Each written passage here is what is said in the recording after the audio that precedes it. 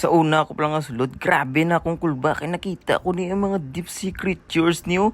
Kulublaan, bala sa ela, balahaw kay makita. Magit sila sa emo nga mata.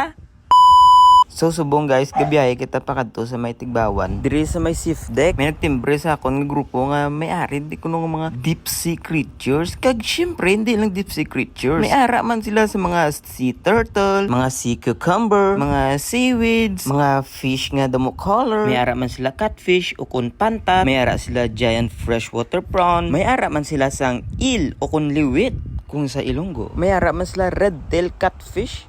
Bag-o ni sa akon nga matahaw, may ara man sila sang sleeper lobster. Kag ang akon nga ginalantaw-lantaw gidire, ang amuni nga box blow, pagkita ako na confuse ko dayon blahaw. Kaya ara may nakita ko nga mega mouth shark blow, shark rar. Pero kung buhi ni sayan, gapangagat man or nagapang angkab.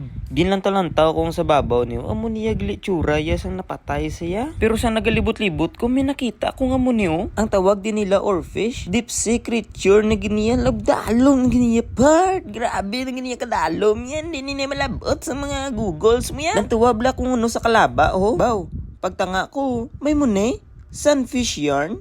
Bago naman ha. Pero ang pinaka-favorite ko Arisa, ang upod ni Nemo. Ano Nemo? Mots ano Nemo manhaw? May bakod pag ko may nakita, di black pag iniyaw. Ano ni siyang isda man? Ito man? Din may ari pag putian? Ano niya mga isda man? Albino yarn? Sa pagkadamo sang isda nga nakita ko, na-amaze gid ako. Kaya dumudamo gid silang isda ang nakita ko. Kag na-amaze gid kuya gani. Dumudamo na ginambal ko ba kag kagaod sa akon. Muna lang anay